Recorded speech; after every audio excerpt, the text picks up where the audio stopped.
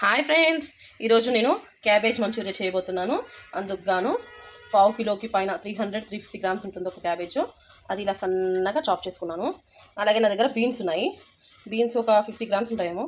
ఇవి పైవే బీన్స్, మిగతాదంతా క్యాబేజ్. ఇలా సన్నగా చాప్ చేసి పెట్టుకున్నాను. అలాగే ఇందులో కొంచెం కరివేపాకు కూడా చాప్ చేసేసాను. నా దగ్గర క్యారెట్ లేదండి ప్రజెంట్, అందుకే క్యారెట్ వేయలేదు. మీరు క్యారెట్ ఉంటే క్యారెట్ కూడా వేసుకోవచ్చు. నేను ఇది ఫస్ట్ టైం అయితే కాదండి, ఒక థర్డ్ టైం అనుకుంటా ఇప్పుడు చేయడం. ఈసారి ఎలా వస్తుందో ట్రై చేద్దాం. నేను బయట తెచ్చుకోవాలని తినాలనుండి, బయట తెచ్చుకోవడం ఎందుకు ఇంట్లో ప్రిపేర్ చేద్దామని చెప్పేసి క్యాబేజ్ తీసుకొచ్చి ఇలా ప్రిపేర్ చేస్తున్నాను. టేస్ట్ ఎలా వస్తుందో చూసేద్దాం. ఇందులో కావాల్సిన పదార్థాలండి: మిరియాలు ఒక పావు టేబుల్ స్పూన్ వరకు, 1 టేబుల్ స్పూన్ అల్లం వెల్లుల్లి పేస్ట్, కారం ఒక 1 టేబుల్ స్పూన్ ఉంది, టేస్ట్కి సరిపడా ఉప్పు. ముందువి మిక్స్ చేసేయాలి.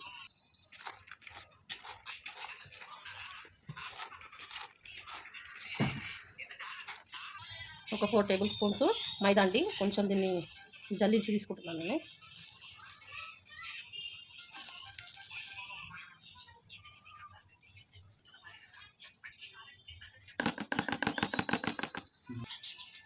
ఒక 4 టేబుల్ స్పూన్ల వరకు కార్న్ఫ్లోర్, అది ఇది ఈక్వల్ క్వాంటిటీలో తీసుకోవాలండి. ఇది కూడా జల్లించేసి తీసుకుందాం. ఇలా 2 పౌడర్స్ జల్లెడ పట్టుకున్నాక మంచిగా మిక్స్ చేసుకోవాలండి. ఇందులో ఉండే వాటర్ సరిపోతాయండి మనకి, పైనుంచి వాటర్ వేయాల్సిన అవసరం లేదు. ఒకవేళ మీకు కనుక కొంచెం లూజ్గా అయితే కనుక ఇంకొక 1 టేబుల్ స్పూన్ మైదా, 1 టేబుల్ స్పూన్ కార్న్ఫ్లోర్ యాడ్ చేయాల్సి ఉంటుంది. చూడండి, నాకైతే సరిపోయింది. ఇంకొంచెం గట్టిగా ప్రెస్ చేస్తే ఇది ముద్దలాగా వస్తుంది.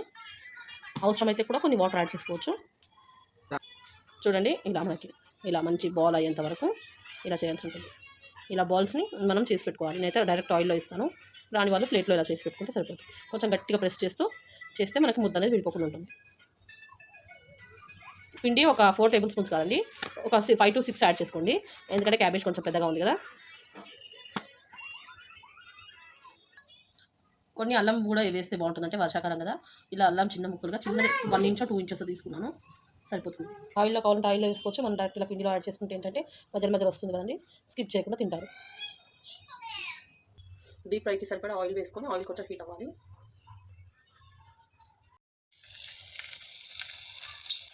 ఆయిల్ అయితే హీట్ అయింది చూడండి. మనకి మనం చిన్న ఉండలా చేసి వేసుకున్నాం. బాల్స్ అనేది కొంచెం చిన్నగా చేసుకొని వేసుకుంటే మనకి బాగా ఫ్రై అవుతాయండి. ఇలా మన కడాయి నిండా పత్తిని వేసుకొని ఫ్రై చేసుకున్నామండి. ఇలా మనకి బ్రౌన్ కలర్ వచ్చేంత వరకు ఫ్రై చేయాలి.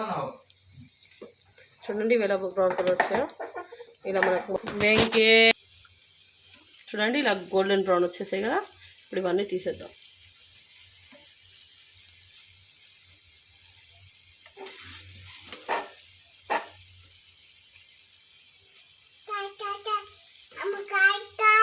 ఇవి కాయలు అనుకుంటున్నా చిన్నగాడు.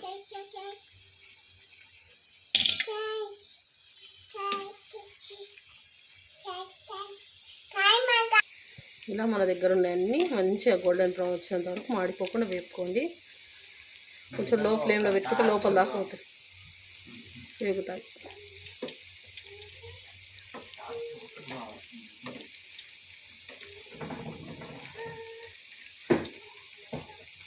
పాత టాచ్కి వేయించేసాక ఇలా ఆయిల్ అంతా తీసేసి, చాలా కొంచెంగా అండి ఆయిల్, చాలా కొద్దిగా ఉంచితే చాలు. ఇవి ఇలా చేశాక చిన్నగా చాప్ చేసుకున్నానండి నేను వెల్లుల్లి వేసేస్తున్నాను. డైజెషన్ కోసం కొంచెం నేను జీలకర్ర వేస్తున్నాను, కొద్దిగా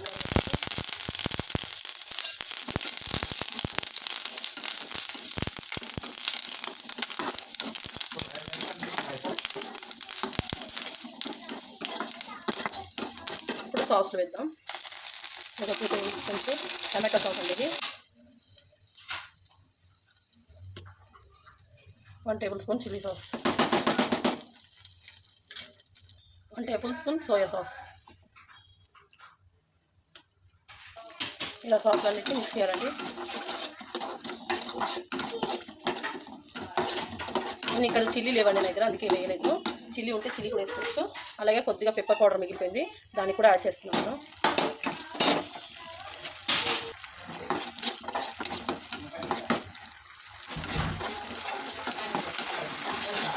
ఇలా సాస్ అన్నీ వేగుతున్నాయి కదండి మంచిగా. సాల్ట్ కొంచెం అడ్జస్ట్ చేసుకుని వేసుకోవచ్చు, కొంచెం లైట్గా ఫ్రూటీ చేస్తాను కదా. కొద్దిగా వాటర్ ఇద్దామండి.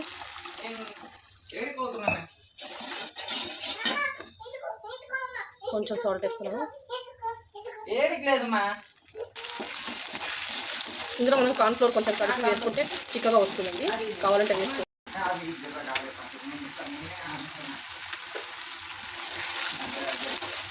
1 టేబుల్ స్పూన్ల కార్న్ఫ్లోర్లో కొద్దిగా వాటర్ వేసుకొని మిక్స్ చేసుకొని వేసుకుంటున్నాను.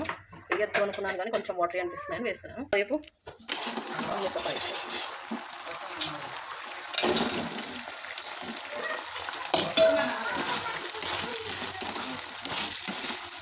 హై ఫ్లేమ్ మీద టాస్ చేసుకోవాలి.